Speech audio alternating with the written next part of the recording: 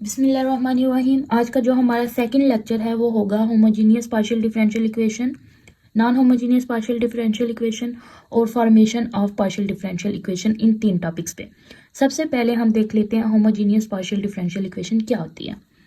If all terms of PDE means है partial differential equation contain the dependent variable or its partial derivatives। अगर कोई PDE वो contain करती है, यानी PDE की जितनी टर्म्स है वो कंटेन करती हैं डिपेंडेंट वेरिएबल को। डिपेंडेंट वेरिएबल का हमें पता है वो क्या होता है, जिसमें चेंज आता है, और इट्स पार्शियल डेरिवेटिव या फिर उसके पार्शियल डेरिवेटिव्स को। ऐसी PDE को हम कहेंगे कि होमोजीनियस PDE है। सिंपल वर्ड्स में जो ऐसी पार्शियल डिफरेंशियल इक्वेशन जिसकी तमाम टर्म्स में डिपेंडेंट वेरिएबल होना चाहिए या फिर डिपेंडेंट वेरिएबल का पार्शियल डेरिवेटिव होना चाहिए। तो अगर ये कंडीशन फुलफिल करती है तो ऐसी इक्वेशन को हम बोलेंगे कि वो होमोजीनियस पार्शियल डिफरेंशियल इक्वेशन है। अब इसकी एक एग्जांपल देख लेते हैं। हमारे पास एक PDE दी हुई है जो कि है partial square u over partial x square, ठीक है, इज इक्वल टू है 1 ओवर k, ठीक है, partial u over partial t। Okay, देखते हैं क्या ये होमोजीनियस पार्शियल डिफरेंशियल इक्वेशन है या नहीं है। देखो, कौन सी होमोजीनियस पार्शियल डिफरेंशियल इक्वेशन होती है जिसमें डिपेंडेंट वेरिएबल होना चाहिए या फिर उसका पार्शियल डेरिवेटिव होना चाहिए। अब देखो यहाँ पे डिपेंडेंट वेरिएबल क्या है, u है, u का पार्शियल डेरिवेटिव मौजूद है, दूसरी साइड पे भी u का पार्शियल डेरिवेटिव मौजूद है। तो इस इक्वेशन को हम क्या बोलेंगे कि ये हमारे पास क्या है, होमोजीनियस पार्शियल डिफरेंशियल इक्वेशन है। एक और एग्जांपल ले लेते हैं, x square plus y square into partial u over partial t plus partial square u over partial x partial y minus 3u is equal to 0। Okay, अब इसमें देखो, इसमें u क्या है, हमारे पास डिपेंडेंट वेरिएबल है, इसका पार्शियल डेरिवेटिव मौजूद है पहली टर्म में भी, दूसरी टर्म में भी इसका पार्शियल डेरिवेटिव मौजूद है, तीसरी में ये खुद मौजूद है। ठीक है, कंडीशन यही थी कि डिपेंडेंट वेरिएबल मौजूद होना चाहिए या फिर उसका पार्शियल डेरिवेटिव मौजूद होना चाहिए। तो ये भी हमारे पास क्या आ गई, होमोजीनियस पार्शियल डिफरेंशियल इक्वेशन आ गई। मैं सिंपल में इसको होमोजीनियस H से जाहिर करके HPD लिख देती हूँ, ठीक है, ये भी HPDE। अच्छा, अब एक और एग्जांपल देख लेते हैं, partial square u over partial x square plus partial square u over partial x partial y इसका square plus partial square u over partial y square is equal to x square plus y square. अच्छा, u dependent variable है, इसमें partial derivative मौजूद है पहली term में, इसमें भी उसका पार्शियल डेरिवेटिव मौजूद है, इसमें भी उसका पार्शियल डेरिवेटिव मौजूद है। लेकिन अगर हम राइट हैंड साइड पे देखें तो ना तो इसके साथ हमारे पास डिपेंडेंट वेरिएबल है, ना ही उसका पार्शियल डेरिवेटिव है। तो इसका क्या मतलब हुआ कि ये होमोजीनियस पार्शियल डिफरेंशियल इक्वेशन नहीं है। अगर ये होमोजीनियस पार्शियल डिफरेंशियल इक्वेशन नहीं है तो ऐसी इक्वेशन को हम बोलेंगे कि ये हमारे पास क्या है, नॉन होमोजीनियस। ठीक है, समझ आ गई। मीन्स अगर हमें नॉन होमोजीनियस को डिफाइन करना पड़ेगा तो हम उसको इस तरह डिफाइन करेंगे कि ऐसी PDE जिसमें कोई एक टर्म या फिर पूरी इक्वेशन, उसमें या तो डिपेंडेंट वेरिएबल नहीं होना चाहिए या फिर उसके पास पार्शियल डेरिवेटिव नहीं होना चाहिए। ठीक है, ऐसी इक्वेशन को हम बोल देंगे कि वो हमारे पास नॉन होमोजीनियस PDE है। अब मैं आपको 2 क्वेश्चन दूंगी, आपने मुझे कमेंट बॉक्स में बताना है कि वो होमोजीनियस है या नॉन होमोजीनियस है।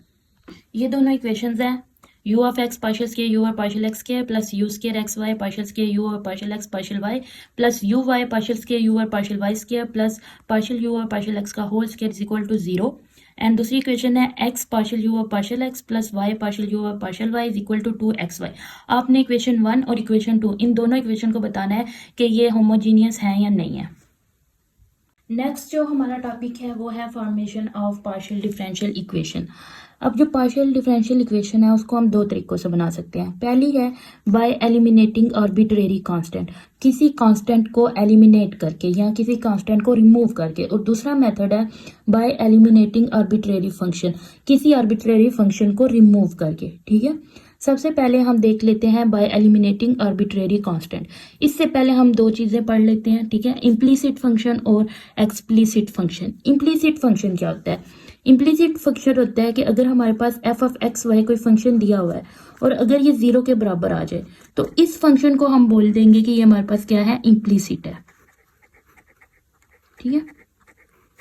और एक्सप्लिसिट या एक्सप्लिसिट फंक्शन वो कौन सा फंक्शन होता है, अगर हमारे पास कोई वाई फंक्शन दिया हुआ है और वाई हमारे पास बराबर हो एफ ऑफ एक्स के, तो ऐसे फंक्शन को हम बोलते हैं कि हमारे पास एक्सप्लिसिट फंक्शन है।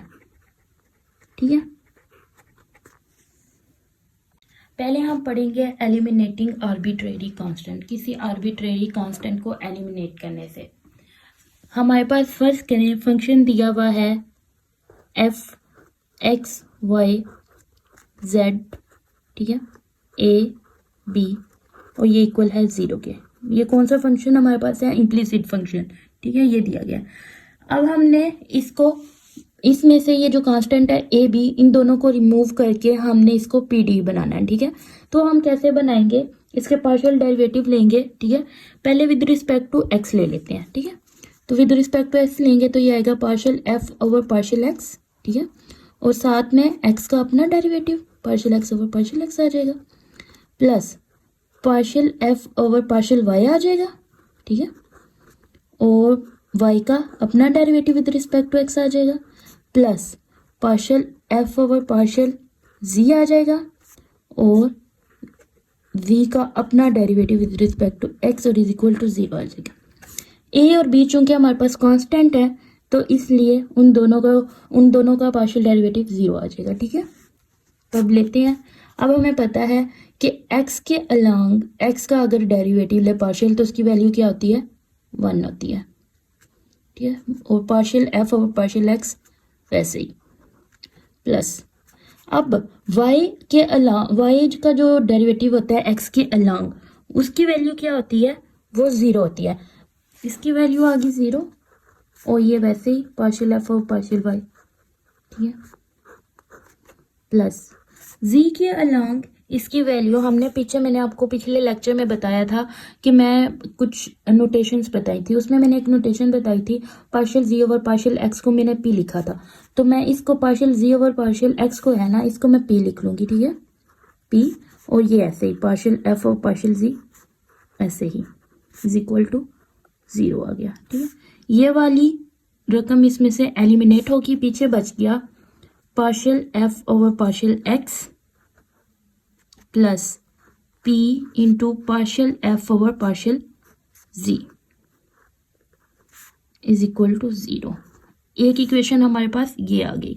अब अगर हम इसका डेरिवेटिव लें विद रिस्पेक्ट टू y, इस इक्वेशन का, तो वो कैसे आएगा, partial f over partial x और पार्शियल x का डेरिवेटिव आ जाएगा with respect to y, partial y आ जाएगा, plus partial f over partial y आ जाएगा, partial y over partial y आ जाएगा, plus partial f over partial z आ जाएगा, और partial z over partial y आ जाएगा।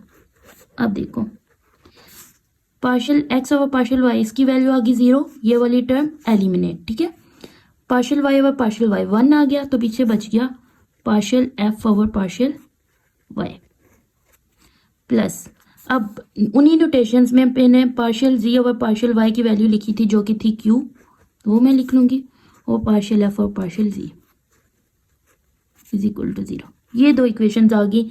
इन दोनों इक्वेशंस में ये दोनों पीडी हैं, ये दोनों पार्शियल डिफरेंशियल इक्वेशंस हैं, और इन दोनों में आर्बिट्रेरी कांस्टेंट जो कि थे ए और बी वो नहीं मौजूद है। तो इस तरह ये हमारे पास क्या बन गई, एक पार्शियल डिफरेंशियल इक्वेशन बन गई। अब हम इसके एग्जाम्पल्स देखते हैं जिससे हमें मजीद क्लियर हो जाएगा। ये हमारे पास एक क्वेश्चन दिया हुआ है, इसमें आर्बिट्रेरी कांस्टेंट कौन कौन से हैं, ए और बी है। इन दोनों को मीन्स हमने इसमें से रिमूव करना है। रिमूव करने के लिए हम क्या करेंगे, सबसे पहले इसका पार्शियल डेरिवेटिव ले लेते हैं, विद रिस्पेक्ट टू एक्स ले लेते हैं। विद रिस्पेक्ट टू एक्स लेंगे तो ये जेड का डेरिवेटिव क्या आ जाएगा, जेड एक्स, हम इसको लिख लेंगे। ठीक है, इसका मीन्स ये जो जेड एक्स है ना, इसका मतलब बनता है, जेड एक्स का मतलब है ये है partial Z over partial x. ठीक है, ये मैंने लिख लिया, ये लिख लिया इज इक्वल टू, इसका डेरिवेटिव लेंगे तो पावर शुरू में, पावर में से एक कम, ठीक है, ए एक्स प्लस वाई, और पावर के नीचे वाले का डेरिवेटिव। अब इसका डेरिवेटिव लेंगे तो ए आ जाएगा। ठीक है, इसका डेरिवेटिव लेंगे तो इसके साथ एक्स मौजूद नहीं है तो इसका डेरिवेटिव क्या आएगा, 0, वो हम नहीं लिखेंगे, जस्ट ए आ गया। ठीक है, दोनों साइड से 2 कैंसिल आउट हो जाता है। पीछे हमारे पास क्या बच गया, z x is equal to a into a x plus y, ठीक है। इसी तरह हम अब इसका डेरिवेटिव ले लेंगे विद रिस्पेक्ट टू y, ठीक है। y के रिस्पेक्ट इसका डेरिवेटिव लेंगे तो वो क्या आएगा 2zy, ठीक है। इधर आ जाएगा पावर, शुरू में पावर में से एक कम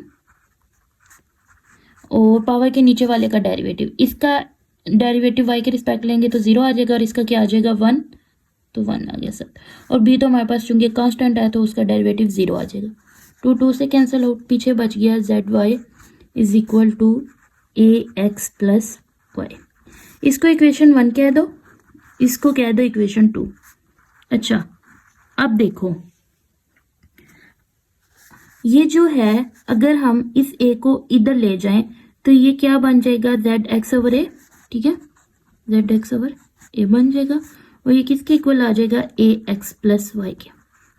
अब ये वाला जो ax प्लस वाई है इसकी जगह हम ये लिख सकते हैं ना zx/a, तो हम इसकी जगह ये लिख लेंगे, मतलब zy हमारे पास किसके इक्वल आ जाएगा zx/a के, ठीक है। यानी कि अगर हम यहाँ इसको इस तरह भी लिख सकते हैं zx/zy is equal to a के। ये हमारे पास क्या आ गई, a की वैल्यू आ गई जो कि है zx/zy। इस a की वैल्यू को हम इक्वेशन 2 में पुट कर देंगे तो zy हमारे पास किसके इक्वल बन जाएगा zx/zy plus into x plus y में, ठीक है। zy से दोनों साइड पे या फिर इसी zy को इस साइड पे लाके मल्टीप्लाई कर दो, या फिर दोनों साइड पे zy से मल्टीप्लाई कर दो, तो ये आ जाएगा zy का स्क्वायर। इस साइड पे इससे मल्टीप्लाई करेंगे तो ये आ जाएगा zx zy into x plus y into zy। हमारे पास a भी रिमूव हो चुका जो कि आर्बिट्रेरी कांस्टेंट था और b भी रिमूव हो चुका और ये हमारे पास क्या हो गया pd आ गया, ये आंसर आ गया। एक और क्वेश्चन देख लेते हैं जो कि है z is equal to a into x plus y. Simple, इसमें हम क्या करें, अगर हम इसमें x के हिसाब से डेरिवेटिव लें, ठीक है, x के हिसाब से इसका डेरिवेटिव लें तो ये zx आ जाएगा, कांस्टेंट है, कांस्टेंट बाय, और इसका डेरिवेटिव 1 आ जाएगा और y का डेरिवेटिव 0, तो ये zx इज इक्वल टू किसकी आ गया a के। अगर हम इस इक्वेशन में ही a की जगह zx पुट कर दें तो ये सिंपली हमारे पास क्या बन जाएगी, एक पीडी बन जाएगी, पार्शियल डिफरेंशियल इक्वेशन बन जाएगी जिसमें आर्बिट्रेरी कांस्टेंट मौजूद नहीं है। इतना इसका सॉल्यूशन है। इसका एक और सॉल्यूशन भी है, अनदर सॉल्यूशन कह लो या और कह के लिख लो, ठीक है। अगर हम इसका डेरिवेटिव, इस इक्वेशन का डेरिवेटिव लें विद रिस्पेक्ट टू y तो ये क्या आ जाएगा zy आ जाएगा और ये आ जाएगा a, x का डेरिवेटिव 0 और यहाँ पे y का डेरिवेटिव क्या आ जाएगा 1। अब हम a की जगह पे इसी इक्वेशन में zy पुट कर देंगे तो z हमारे पास किसके इक्वल आ जाएगा zy into x plus y. Next जो हम मेथड पढ़ रहे हैं पीडी को फॉर्म करने का वो है बाय एलिमिनेटिंग आर्बिट्रेरी फंक्शन। अगर एक आर्बिट्रेरी फंक्शन दिया हुआ हो तो पहले हम वो पढ़ेंगे, उसके बाद हम देखेंगे कि अगर 2 आर्बिट्रेरी फंक्शन दिए हुए हों या किसी एक फंक्शन में आगे से 2 फंक्शन दिए हुए हों, इसके बाद हम वो वाला मेथड पढ़ेंगे। अच्छा, अब जो आर्बिट्रेरी फंक्शन है वो कौन कौन से हो सकते हैं, वो ये भी हो सकता है x माइनस वाई का होल स्क्वायर हो सकता है, साइन का फंक्शन हो सकता है, sine of x minus y हो सकता है, कॉस का फंक्शन हो सकता है, टेन का हो सकता है, इसी तरह लॉग का फंक्शन हो सकता है, ठीक है। हम एक क्वेश्चन लेते हैं, उससे हमें सही तरह समझ आ जाएगी कि किसी भी आर्बिट्रेरी फंक्शन को एलिमिनेट करके, रिमूव करके हम पीडी कैसे बना सकते हैं। अच्छा, हमारे पास क्वेश्चन दिया हुआ है z is equal to x square into phi of x minus y. यहाँ पे आर्बिट्रेरी फंक्शन क्या है, phi of x minus y, ठीक है। ये फंक्शन है हमारे पास आर्बिट्रेरी, हमने इसको रिमूव करके हमने पार्शियल डिफरेंशियल इक्वेशन बनानी है, ठीक है। हम सबसे पहले क्या करते हैं, हमने किसी भी तरीके से ना इसको रिमूव करना है phi of x minus y, लेकिन वो तरीका, वो मेथड लॉजिक होना चाहिए, उसमें कोई ना कोई लॉजिक मौजूद होनी चाहिए। अच्छा, सबसे पहले हम क्या करते हैं, इसका डेरिवेटिव ले लेते हैं विद रिस्पेक्ट टू एक्स, ठीक है, वो लेंगे। तो पहला फंक्शन, बेसिकली ये 2 फंक्शन है, 1 और 2। पहले का डेरिवेटिव, पहला फंक्शन का डेरिवेटिव दूसरा वैसे ही, प्लस दूसरे फंक्शन का डेरिवेटिव पहला वैसे ही, मतलब कि यहाँ पे मल्टीप्लिकेटिव रूल लगेगा डिफरेंशियल का, ठीक है। तो लगाओ, पहले का डेरिवेटिव लो, पावर शुरू में, पावर में से एक कम, ठीक है, दूसरा वैसे ही, दूसरा फंक्शन, प्लस पहला वैसे ही, दूसरे का डेरिवेटिव, इसका लेंगे तो ये क्या आ जाएगा, phi prime of x minus y, ठीक हो गया। इसको हम क्या लेते हैं, इक्वेशन नंबर 2, इसको इक्वेशन नंबर 1 क्या लो।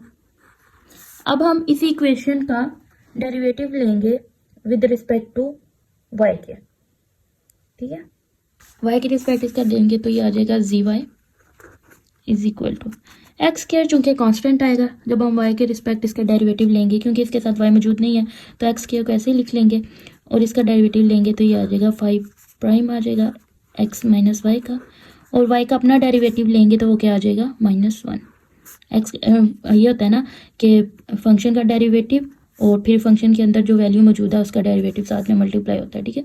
तो इसका डेरिवेटिव क्या आएगा, -1, ये आ गया। मतलब जो हमारे पास जी वाई बना वो बना है -x square into 5 prime of x minus y. अच्छा, अगर हम देखें तो हमारे पास अब एक और चीज़ बन गई है कि हमारे पास प्राइम में आ गया।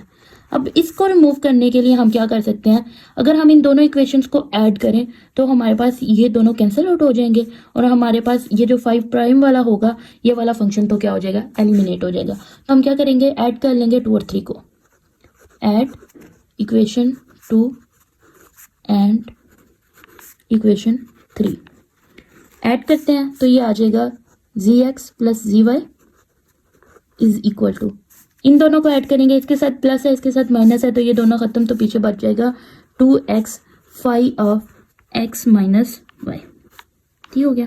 अब हमने इसको खत्म करना है, phi of x minus y को।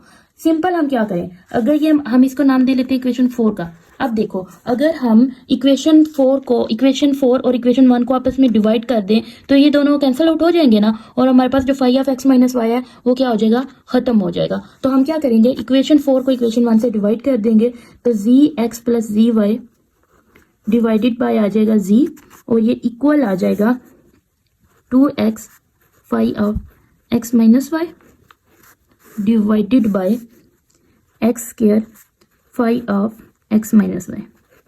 ये दोनों आपस में कैंसिल आउट, ठीक है। अगर देखें तो एक x इस x से गया तो पीछे हमारे पास क्या बच गया, g x plus g y divided by g is equal to 2/x आ गया। क्रॉस मल्टीप्लीकेशन कर लेते हैं तो ये आ जाएगा x into g x plus g y is equal to 2z।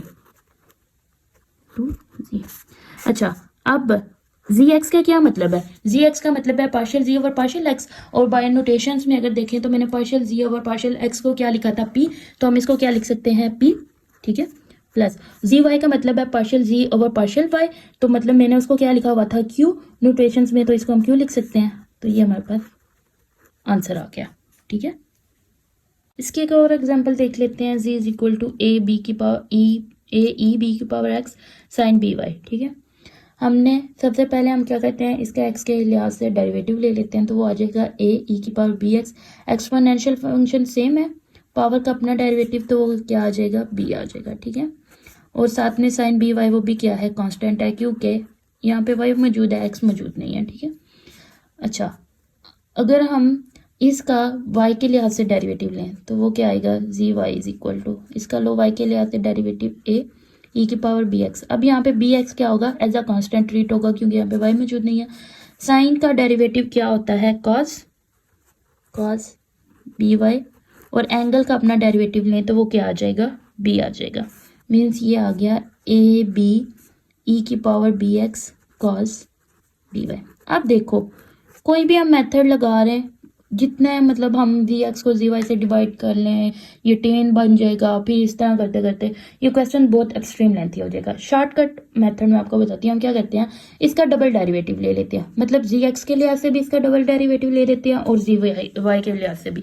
सबसे पहले हम जी एक्स के लिहाज से इसका डबल डेरिवेटिव लेते हैं, मीन्स जी एक्स का फिर अगेन एक्स के लिहाज से डेरिवेटिव लेंगे, ठीक है। तो ए और ये वाला बी वैसे ही, ठीक है। अगर इस टैक्स के लिहाज से डेरिवेटिव लेंगे तो अगेन भी ई की पावर बी एक्स सेम आ जाएगा, और एंगल का अपना डेरिवेटिव बी आ जाएगा, पावर का अपना डेरिवेटिव, ठीक है, वो बी आ जाएगा, और साथ में साइन बी वाई वैसे ही, ठीक है। यानी ये आ गया ए बी स्केयर ई की पावर बी एक्स, और साथ में आ जाएगा साइन बी वाई। अब हम क्या करेंगे, y के लिहाज से इसका डबल डेरिवेटिव ले लेंगे, मीन्स इसी का अगेन डेरिवेटिव लेंगे इस वाली इक्वेशन का विद रिस्पेक्ट टू y। अच्छा, मैंने क्या किया यहाँ पे, जी वाई का डबल डेरिवेटिव ले लिया विद रिस्पेक्ट टू y, तो वो क्या आ जाएगा, ए बी ई की पावर बी एक्स सेम, ठीक है, ये कांस्टेंट है चूँकि, सिर्फ यहाँ पे y के हिसाब से डेरिवेटिव ले रहे हैं तो ये वाली रकम हम लेंगे।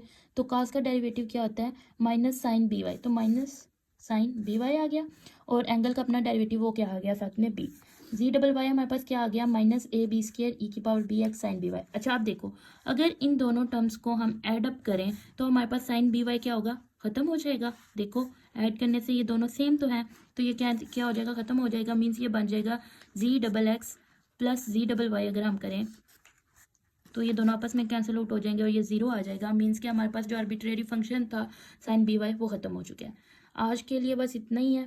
आज हमने क्या किया, एक फंक्शन हमने फंक्शन बनाना सीखा, पीडी के फंक्शन कैसे बनता है।